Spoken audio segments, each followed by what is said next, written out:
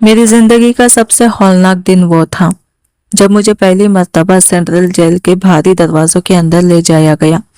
हाथों में हथकड़ियां थी, दिल खौफ से भरा हुआ था और आंखें आंसुओं से भीगी हुई थी। मैं कोमल, जो कभी अपने घर की लाडली थी, जिसे वालिदैन ने नाजों से पाला था और जिसकी जिंदगी में कभी सख्ती का साया तक नहीं आया था, आज एक कातिल के इल्जाम में इस अंधेरी दुनिया में ढकेल दी गई थी। जैसे ही जेल का बड़ा लोहे का दरवाजा मेरे पीछे बंद हुआ, मुझे यूं महसूस हुआ जैसे मेरी जिंदगी का आखिरी रास्ता भी बंद हो गया हो और अब वापसी का कोई अमकान बाकी ना रहा हो। मेरा दिल चाह रहा था कि मैं चीख चीख कर रोऊं, मगर हैरत की बात यह थी कि आंखों से आंसू भी जैसे डर कर रुक गए थे। मैंने आखिरी उम्मीद के तौर पर पीछे मुड़कर देखा, शायद कोई आकर कह दे कि सब गलत फहमी थी, मगर वहां सिर्फ सर्द दीवारें और गूंजती खामोशी थी। चंद लम्हों बाद मुझे एक भारी भरकम और सख्त चेहरे वाली औरत के हवाले कर दिया गया, जो इस जेल की सुपरिटेंडेंट थी। इसकी निगाहों में जरा सी भी नरमी या हमदर्दी नहीं थी। इसने मुझे सर से पांव तक इस तरह देखा जैसे मैं कोई इंसान नहीं बल्कि महज एक चीज हूँ जिसका जायजा लिया जा रहा हो। इसकी आंखों की सर्दी देखकर मेरे दिल में अजीब सा खौफ उतर गया। फिर इसने करखत आवाज में हुक्म दिया, कपड़े उतारो। मैं हैरत से इसे देखती रह गई और बामुश्किल मेरे होठों से निकला, क्या? इसने झुंझलाकर दोबारा कहा, यहाँ तुम्हारे घर के कपड़े नहीं चलेंगे, फौरन उतारो। मेरे हाथ कांपने लगे। मैंने हैरत से अपने लिबास की तरफ देखा। वो हल्के गुलाबी रंग का सूट था जो मेरी माँ ने खास तौर पर मेरी शादी के लिए सिलवा दिया था और जिसकी कढ़ाई में इसकी मोहब्बत की खुशबू बसी हुई थी। मगर अब मुझे इसे उतारकर जेल का खरदर और पोसीदा लिबास पहनना था। सुपरिटेंडेंट की तेज आवाज दोबारा गूंजी कि जल्दी करो, मेरे पास वक्त नहीं। मैंने आंसू जब्त करते हुए लरसते हाथों से अपने कपड़े बदलना शुरू किए। इस लम्हे मुझे अपनी जिंदगी में पहली बार इतनी बेबसी और बेइज्जती महसूस हुई। जब मैंने जेल का मोटा और बदबूदार सुरमई लिबास पहना तो यूं लगा जैसे मेरी पहचान, मेरी इज्जत और मेरी पूरी जिंदगी मुझसे छीन ली गई हो और मैं अब वो कोमल नहीं रही जो कभी अपने घर की रोशनी हुआ करती थी। सुपरिटेंडेंट ने सख्त लहजे में कहा, मेरे साथ आओ, और बगैर पीछे देखे तेज कदमों से आगे बढ़ने लगी। मैं खामोशी से इसके पीछे चल पड़ी। जेल की लंबी और तंग राहदारियों में कदम रखते ही मुझे यूं लगा जैसे हर दीवार के अंदर कोई दर्दनाक कहानी कैद हो। दीवारें नम और सीलिंग ज्यादा थी।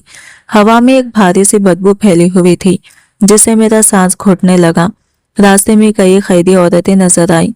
कुछ सलाखों के पीछे बैठकर आहिस्ता आहिस्ता रो रही थी, कुछ थकी हुई नजरों के साथ जमीन को घूर रही थी और चंद ऐसी भी थी जो बेतरतीब अंदाज में हंस रही थी जैसे अक्ल का तवाज़ुन खो बैठी हो। यह मंजर देखकर मेरे दिल पर अजीब सा बोझ पड़ गया। मैंने सोचा, क्या कुछ दिनों बाद मेरी हालत भी इन्हीं जैसी हो जाएगी? क्या मैं भी इस अंधेरी दुनिया का हिस्सा बनकर अपनी पहचान खो दूंगी? इस ख्याल ने मेरे पूरे वजूद में सर्द लहर दौड़ा दी। मगर चंद लम्हों बाद मुझे एहसास हुआ कि सुपरिटेंडेंट मुझे आम कैदियों के कमरों की तरफ नहीं ले जा रही। वो मुड़कर जेल के एक दूसरे हिस्से में दाखिल हो गई जहां माहौल निस्बतन साफ सुथरा था। यहाँ की राहदारी कम शोर वाली थी और बदबू भी इतनी तेज नहीं थी। अचानक इसने तंजिया अंदाज में कहा, तुम खुद को खुशकिस्मत समझ सकती हो, तुम्हें यह खास कमरे में रखा जा रहा है। इसके लहजे में अजीब सा मजाक छुपा हुआ था जिसने मुझे मजीद परेशान कर दिया। मैंने हिचकिचाते हुए पूछा, खास कमरा? मगर इसने कोई जवाब नहीं दिया। बस होठों पर एक पुरस्रार सी मुस्कुराहट आ गई जिसने मेरे दिल में बेचैनी बढ़ा दी। कुछ ही लम्हों बाद हम एक दरवाजे के सामने रुके। इसने दरवाजा खोला और मुझे अंदर ढकेल दिया। अंदर कदम रखते ही मुझे फौरन महसूस हुआ कि ये जगह जेल के बाकी हिस्सों से मुख्तलिफ है। फर्श साफ था, दीवारें निस्बतन बेहतर हालत में थी और कमरे के एक कोने में चंद चारपाइयां रखी थी जिन पर साफ चादरें बिछी हुई थी। मगर इस सुकून नुमा मंजर के बावजूद फिजा में एक अजीब सा दबाव था। कमरे में पहले से दो नौजवान लड़कियां मौजूद थी। दोनों खूबसूरत और कम उम्र लग रही थी, मगर इनके चेहरों पर ऐसा खौफ था जिसे देखकर मेरा दिल धड़क उठा। वो आम कैदियों जैसी नहीं लग रही थी। इनके चेहरों पर कोई गहरा और नाकाबिले बयान डर छुपा हुआ था। एक लड़की तकरीबन 20 बरस की होगी। वो कोने में घुटकर बैठी थी और इसकी आंखें सूजी हुई थी जैसे वो मुसलसल रोती रही हो। दूसरी लड़की शायद 18 या 19 साल की थी। इसने सर झुका रखा था और इसकी नजरें बेहिसी से छत पर जमी हुई थी, जैसे इसके अंदर की सारी उम्मीद खत्म हो चुकी हो। सुपरिटेंडेंट ने दरवाजे के पास खड़े होकर खुश्क आवाज में कहा, ये तुम्हारी नई साथी है, इसका ख्याल रखना। दोनों लड़कियां ने एक साथ मेरी तरफ देखा, मगर इनकी नजरों में जो एहसास था वो ना दोस्ती का था और ना ही दुश्मनी का, बल्कि एक अजीब सा खामोश खौफ था जिसने मेरे दिल में मजीद बेचैनी पैदा कर दी। सुपरिटेंडेंट के जाने के बाद कमरे में एक अजीब से सन्नाटा छा गया। मैं खौफ से सिमटकर वही फ्रिज के करीब बैठ गई और कुछ लम्हों तक खामोशी से इन दोनों लड़कियों को देखती रही। फिजा में ऐसी खामोशी थी जो दिल पर बोझ डालती है। आखिर मैंने हिम्मत जमा करके आहिस्ता से कहा, हेलो, मेरा नाम कोमल है, तुम लोगों का क्या नाम है? कोने में बैठी लड़की ने आहिस्ता से सर उठाकर मेरी तरफ देखा, मगर इसके लब खामोश रहे, जबकि दूसरी लड़की जो चारपाई पर लेटी थी, इसने जैसे मेरी बात सुनी ही ना हो। काफी देर बाद कोने में बैठी लड़की ने धीमी आवाज में कहा, नाम? यहाँ नामों की कोई कीमत नहीं, यहाँ सबका एक ही नाम है, 302। इसके जवाब से मुझे अजीब सा एहसास हुआ। मैंने हिचकिचाते हुए पूछा, तुम लोग यहाँ कब से हो? वो हल्की सी कड़वी मुस्कुराहट के साथ बोली, ऐसा लगता है जैसे हमने यही जन्म लिया हो। इसकी आवाज में ऐसी थकन थी जैसे वो बहुत दूर से बोल रही हो। मैं घबराकर पूछने लगी, इसका क्या मतलब? मतलब तुम्हें जल्द समझ आ जाएगा। इसके अल्फाज सुनकर मेरे जिस्म में सर्द लहर दौड़ गई। मैंने बेचैनी से कहा, प्लीज मुझे बताओ यहाँ क्या होता है। इसी दौरान चारपाई पर लेटी लड़की ने अचानक मेरी तरफ देखा। इसकी आंखों में अजीब सा गुस्सा और नफरत थी। इसने अपने बाल मुट्ठी में पकड़कर जोर जोर से खींचने शुरू कर दिए। फिर अचानक रुक गई और कपकपाती आवाज में बोली, यह कमरा आम खैदियों के कमरों से बेहतर इसलिए है कि यहाँ आने वाली लड़कियों को अच्छा खाना और साफ बिस्तर दिया जाता है। मैंने बेसब्री से पूछा, क्यों? इसकी आवाज लरजने लगी, क्योंकि हम यहाँ इंसान नहीं, सामान है। ये कैसी चीज जिसे अच्छी हालत में रखा जाता है। कोने में बैठी लड़की की आंखों से आंसू बहने लगे। इसके अल्फाज सुनकर मेरा दिमाग जैसे सुन्न हो गया। सामान? ये लड़की क्या कह रही थी? चारपाई वाली लड़की ने धीमी आवाज में कहना शुरू किया। हफ्ते में एक दिन। फिर इसकी आवाज काम गई। मैंने बेचैनी से पूछा, हफ्ते में एक दिन क्या होता है? इसने निगाहें झुकाकर कहा, ये तुम खुद देख लोगी। बस इतना समझ लो कि इस दिन एक लड़की जिंदा तो रहती है, मगर इसकी हालत मर्दों से भी बदतर होती जाती है। वो हर लम्हा मौत मांगती है, मगर मौत भी इस पर तरस नहीं खाती। इसकी बात सुनकर मेरा सांस रुकने लगा, हाथ ठंडे पड़ गए और मैं दीवार के साथ लगकर बैठ गई। जो कमरा मुझे पहले आम कैदियों के कमरों से बेहतर लगा था, अब वो मुझे किसी खबर जैसा महसूस होने लगा। साफ बिस्तर, बेहतर खाना, ये सब किसी खौफनाक हकीकत का पर्दा लग रहा था। मुझे यूं लगा जैसे मैं किसी बहुत बड़े जाल में फंस चुकी हूँ, एक ऐसे खतरे में जिसके बारे में मुझे कुछ मालूम नहीं, मगर जो मेरी जिंदगी को तबाह कर सकता है। मुझे जेल में आए हुए सिर्फ 2 दिन हुए थे, मगर ये 2 दिन ऐसे लग रहे थे जैसे बरसों गुजर गए हों। इन 2 दिनों में मैंने अपने दोनों साथियों से बात करने की बहुत कोशिश की, मगर वो ज्यादा गुफ्तगू नहीं करती थी। अगर कभी जवाब देती भी तो इतना मुख्तसर और महम कि मेरी उलझन और बढ़ जाती। इनकी खामोशी में एक अजीब सा खौफ छुपा था जो मेरे दिल को हिला देता था। बड़ी मुश्किल से मुझे इनके नाम मालूम हुए। कोने में बैठी लड़की का नाम साइमा था। वो मुझसे 3 साल बड़ी थी और इसे यहाँ आए हुए 6 महीने गुजर चुके थे। दूसरी लड़की जो ज्यादातर खामोश रहती थी, इसका नाम फरीहा था। वो तकरीबन मेरी उम्र की थी और इसे इस कमरे में कैद हुए 4 महीने हो चुके थे। अगली सुबह जब मैं नीम गंदगी की हालत में बिस्तर पर लेटी हुई थी, तो अचानक दरवाजा जोर से खुलने की तेज आवाज आई, जिसे मैं घबराकर सीधी बैठ गई। दरवाजे पर वही भारी आवाज वाली सुपरिटेंडेंट खड़ी थी और इसके पीछे 2 औरतें भी थी, जिनके हाथों में मुख्तलिफ चीजों से भरे थैले थे। इसने कमरे में दाखिल होते ही बुलंद आवाज में कहा, उठ जाओ सब, आज हफ्ता है। मैंने फौरन साइमा और फरीहा की तरफ देखा। दोनों जल्दी से बैठ तो गई, मगर इनके चेहरे एकदम सर्द पड़ चुके थे। फरीहा के हाथ वाज़ा तौर पर कांप रहे थे, जबकि साइमा ने आंखें बंद करके जैसे खुद को संभालने की कोशिश की। सुपरिटेंडेंट अंदर आई और इसके साथ आने वाली औरतों ने अपने थैले फर्श पर रख दिए। मैंने गौर किया तो इन थैलों में शीशे के जा रहे थे, जिनके अंदर सुनहरे रंग का गाढ़ा मादा भरा हुआ था। साथ ही तौलिए और चंद कपड़े भी रखे थे। सुपरिटेंडेंट के होठों पर एक अजीब सी मुस्कुराहट आई और इसने कहा, आज तुम तीनों को तैयार होना है। मैं इसकी बात सुनकर हैरान रह गई। इसने एक जार की तरफ इशारा करते हुए कहा, पहले अपने जिस्म पर यह शहद लगाओगी। मैं बेइख्तियार बोल पड़ी, शहद? क्यों? मेरा सवाल सुनकर इसका चेहरा सख्त हो गया। इसने तेज लहजे में कहा, ज्यादा सवाल मत करो, जो कहा जाए वही करो। मैंने बेचैनी से साइमा और फरीहा की तरफ देखा, मगर दोनों सर झुकाए खामोश बैठी थी, जैसे ये सब इनके लिए कोई नई बात ना हो। इस लम्हे मेरे दिल में खौफ की एक सर्द लहर दौड़ गई। मैंने नफी में सर हिलाया तो सुपरिटेंडेंट चंद कदम चलकर मेरा बिल्कुल करीब आ गई। इसने मुझे ऊपर से नीचे तक देखा और इस सर्द लहजे में बोली, तुम नई हो ना, अभी तुम्हें यहाँ के बहुत से तरीके सीखने हैं। यहाँ इनकार नहीं चलता, सिर्फ हुक्म मानना पड़ता है। इसकी बात सुनकर मेरे अंदर अचानक एक जिद जाग उठी और मैंने मजबूत लहजे में कहा, मैं ये नहीं करूंगी, आप मुझे मजबूर नहीं कर सकते।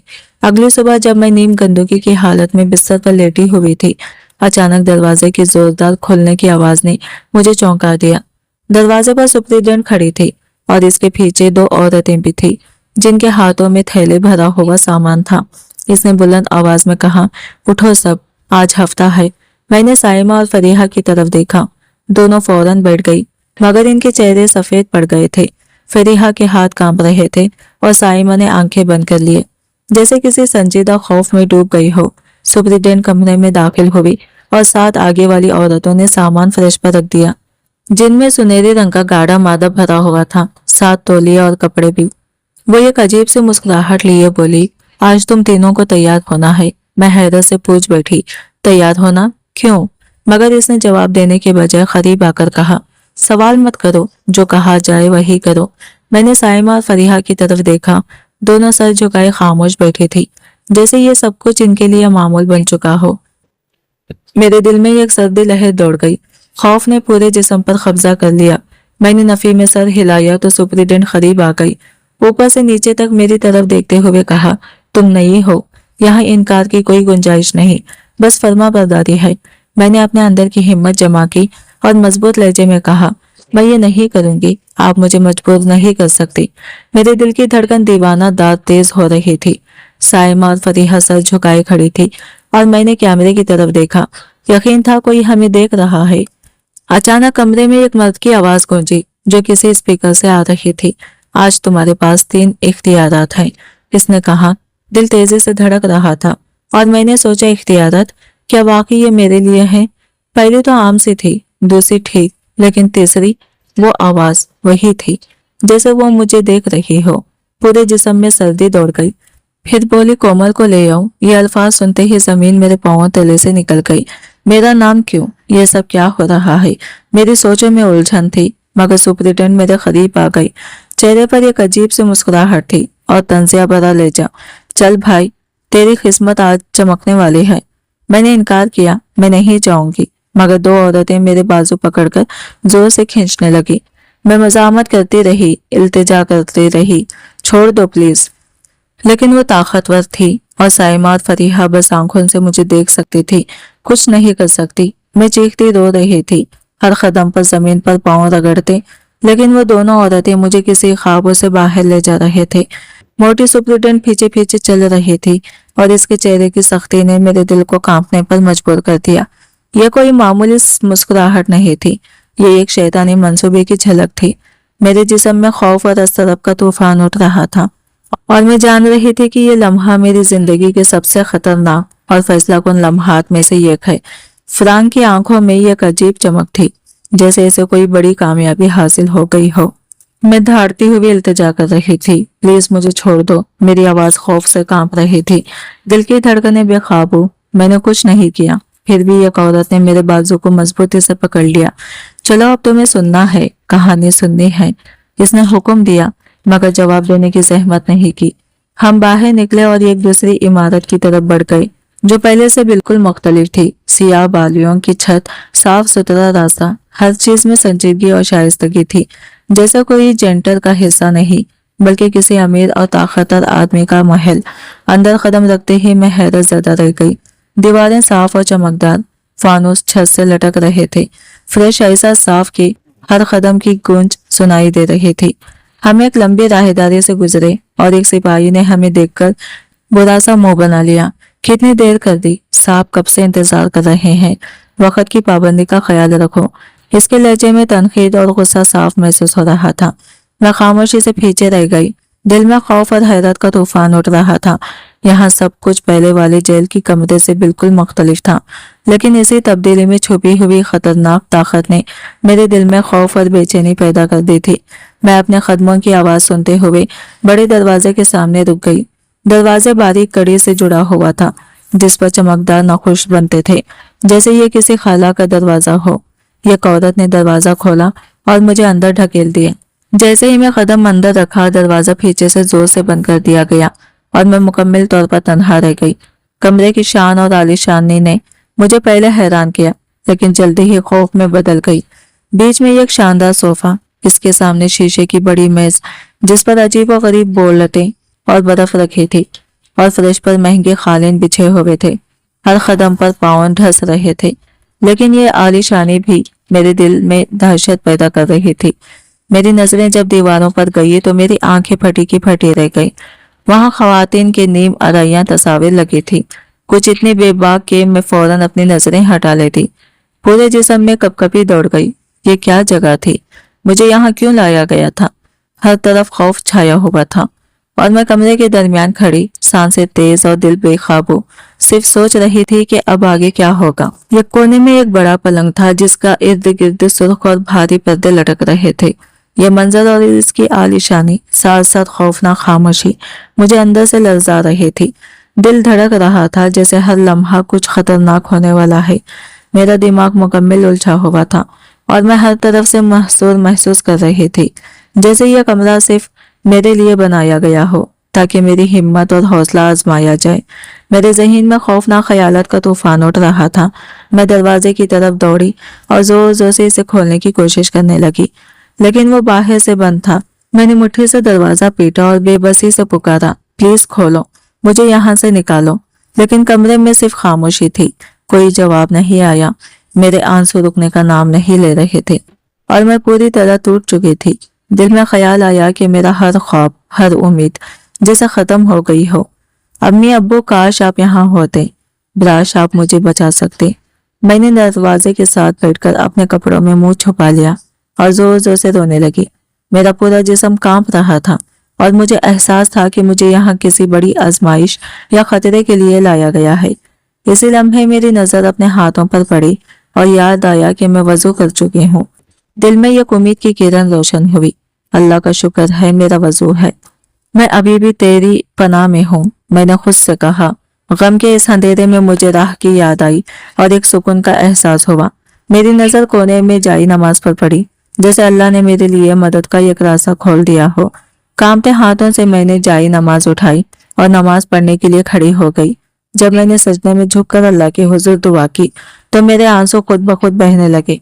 मैं दिल ही दिल से कह रही थी, या अल्लाह, मैं बेगुनाह हूँ, मुझे बचा, मेरी इज्जत की हिफाजत फरमा, मुझे इस आजमाइश से निकाल। मैं तेरी पनाह में आई हूँ। मेरी हर सांस, हर रोना, हर आंसू अल्लाह से मदद मांग रहे थे और मेरे दिल को एक अजीब सुकून भी मिल रहा था, जैसे वो जानता हो कि मेरी नीयत खालिस है और वो मेरा मुहाफिज है। वक्त की पहियों की गर्दिश में मुझे शायद ही एहसास हुआ कि कमरे में कोई और भी मौजूद है। अचानक मेरे कंधे पर एक हाथ का लम्स हुआ और पूरे जिस्म में एक सर्द लहर दौड़ गई। दिल की धड़कन इतनी तेज हो गई कि ऐसा लगा जैसे दिल बाहर निकल आएगा। मैंने लरसते हुए अपना सर सजदे से उठाया और करीब ही एक भारी जिस्म वाले मर्द को देखा, जिसकी आंखों में सख्ती और गुस्से की ताऊ झलक रहे थे। इसके सुर्ख भवे, लंबा खत और मजबूत खामत देखकर मेरा दिल घबरा गया। तकरीबन 40 साल की उम्र, गर्दन में सोने की चैन और कमर पर बंधी हुई शर्ट, इसका पूरा वजूद खौफनाक ताकत की अलामत लग रहा था। इसकी नजरें मुझे परख रही थी, जैसे वो मेरी हर हरकत का हिसाब ले रहा हो। मैं फौरन आंखें बंद करके जमीन की तरफ झुक गई। दिल दहल रहा था और सांसें बेकाबू हो गई थी। मेरे लबों से बेख्तियार दुआ के अल्फाज निकले, या अल्लाह, मुझे बचा ले, मैं इसका मुकाबला नहीं कर सकती, मेरी मदद फरमा। जैसे ही ये कलमात फिजा में गूंजे, मैंने महसूस किया कि इसका हाथ मेरे कंधे से हट गया। दिल की धड़कन में हल्का सा सुकून आया और मैंने अपनी आंखें आहिस्ता खोली। वो शख्स मुझसे 2 कदम पीछे हट गया। इसके चेहरे पर हैरत और खौफ की मिली जुली कैफियत थी, जैसे मैं कोई गैर मामूली मखलूक हूँ। फिर वो सोफे पर बैठ गया और मैं फर्श पर लरसती हुई बैठी रह गई। आंखें ऊपर उठाई थी मगर दिल मुसलसल अल्लाह को पुकार रहा था। क्या मेरी दुआ कबूल हुई? क्या ये लम्हा भी गुजर जाएगा? इस खौफनाक तन्हाई और ताकतवर हाकिम के सामने मैंने पहली बार दिल से महसूस किया कि अल्लाह ही मेरी वाहिद पनाह है और मेरी रूह की हिफाजत सिर्फ इसी के हाथ में है। मैं अभी भी इसके कब्जे में थी और मेरे जहन में ये एक ही सवाल घूम रहा था कि अब आगे क्या होने वाला है। क्या मेरी जान बख्शी होगी या फिर यह लम्हा मेरी जिंदगी के लिए खतरा साबित होगा? वो मर्द सोफे पर बैठा मुझे घूरता रहा। इसकी आंखों में हैरत, गुस्सा और एक अजीब सी कंफ्यूजन झलक रही थी। कुछ लम्हों की खामोशी के बाद इसने अपनी घड़ी उतारी और मेरी तरफ देखा और तंदी से बोला, तुम औरतें रोती कमाल की हो मगर मर्द के आंसू बहाना कोई तुमसे सीखे। मैंने अपने आंसू साफ किए लेकिन आंखों में उलझन की छांव अब भी मौजूद थी। फिर इसने सर्द लहजे में जारी रखा, शौहर के होते हुए अपने किसी रिश्तेदार के साथ रंगारंगी की बातें, अब बड़ी नेक परवीन बन रही हो। ये अल्फाज सुनते ही मेरे अंदर का खौफ एकदम गुस्से में बदल गया। यह इल्जाम, यह घटिया और गंदा इल्जाम जिसने मेरी जिंदगी को पहले ही बर्बाद किया था, दोबारा मेरे कानों में गूंज रहा था। मैं बर्दाश्त न कर सकी और बार बार फट पड़ी। क्या कहा आपने? आंखें भरकर इसकी तरफ देखती रही। इसने सिगरेट सुलगाते हुए कहा, वही जो तुम्हारे केस में लिखा गया है, शौहर के होते हुए कजिन के साथ नामुनासिब ताल्लुकात, और जब पकड़ी गई तो इसे कत्ल कर दिया। मैं अचानक चीख उठी, ये सब झूठ है, ये सब झूठ है। इसने सिगरेट का धुआं मेरी तरफ उड़ाया और बोला, सब यही कहते हैं कि वो बेगुनाह है। मैंने जोर से कहा, मैं वाकई बेगुनाह हूँ, ये सब मेरे शौहर की साजिश है, इसने मेरे साथ ये सब किया।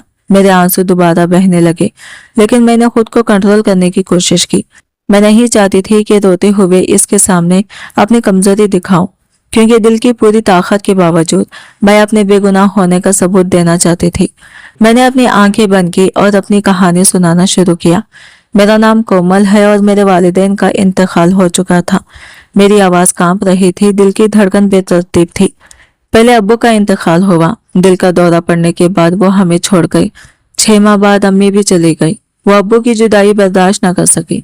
इन यादों ने मेरे दिल को चीर दिया। अम्मी के नाम एक मकान था शहर के अच्छे इलाके में जो अब्बू ने अपनी मेहनत से खरीदा था। मरने से पहले अम्मी ने वो मकान मेरे नाम कर दिया था। कानूनी तौर पर ये मेरी मलकियत थी। मैं अकेली थी, कोई भाई बहन नहीं था। अम्मी की फिक्र थी कि मेरी शादी जल्द हो जाए, इसलिए उन्होंने मुझे जहांगीर से शादी करवा दी।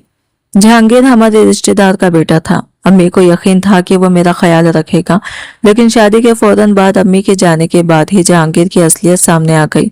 वो औरतों के साथ ताल्लुकात रखता था। अक्सर रात को घर आता, शराब पीता और बाज़ औक़ात ख्वातीन को घर भी ले आता। मैंने बहुत बार कहा, मज़ामत की, मगर वो कभी नहीं रुका।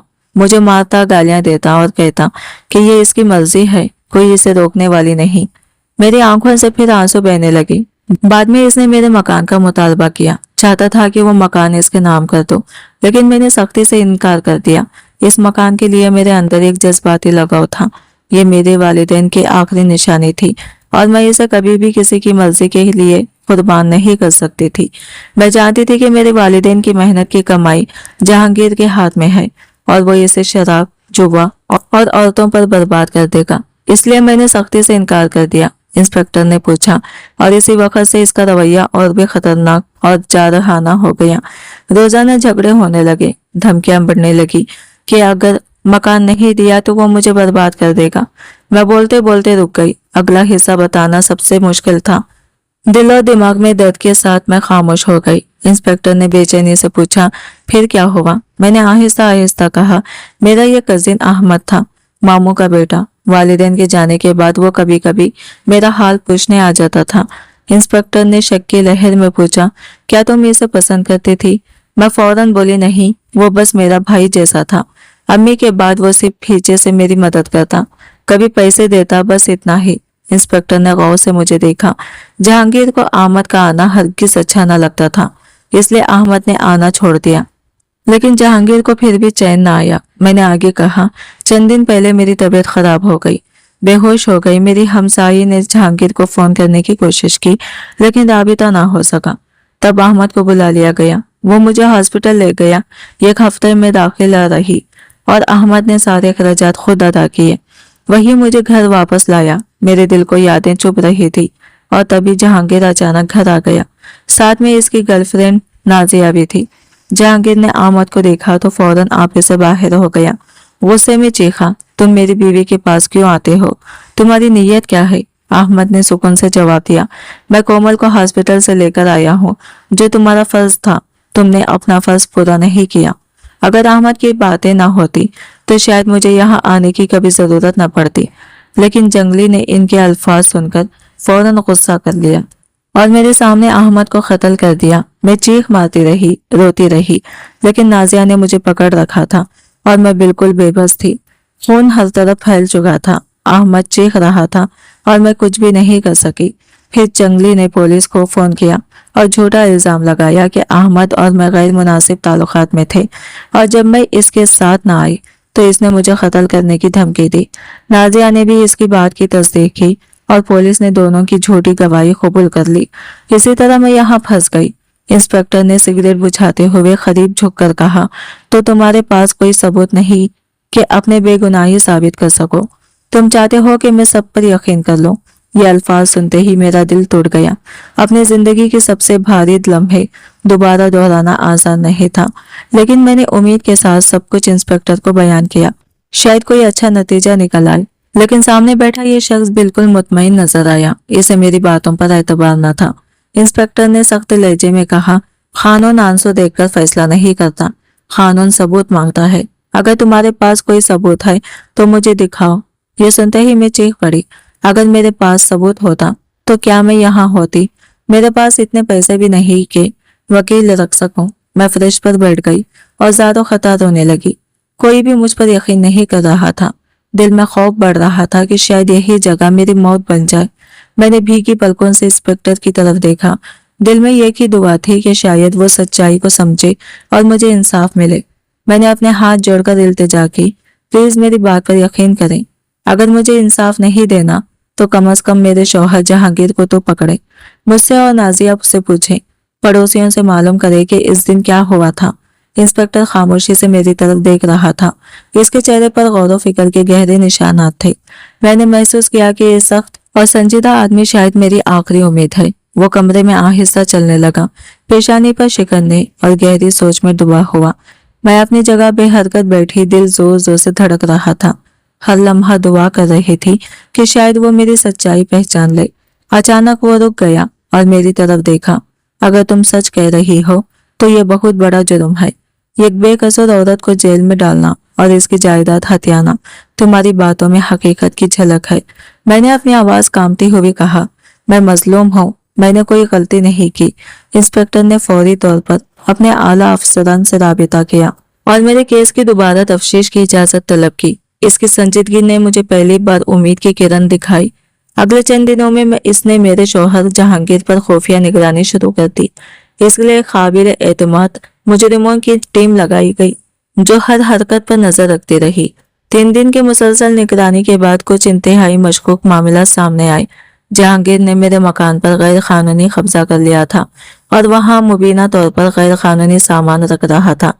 अलावा अजीन एक नौजवान औरत अक्सर इसके साथ देखी जाती थी, जिसे मुजरिमों ने इसके गर्लफ्रेंड करार दिया।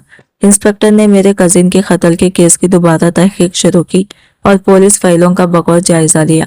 इब्तिदाई तफ्तीश की सतह नवीद वाज़ा हुई। कत्ल के मुकाम पर मिलने वाले शवाहिद को सही तरीके से ना परखा गया था। नई तहकीक में हैरान कुन हकायक सामने आए। जाए वकूफ पर मिलने वाले फिंगरप्रिंट्स मेरे नहीं बल्कि जहांगीर के थे। कत्ल में इस्तेमाल होने वाले हथियार पर भी इसके निशानात थे।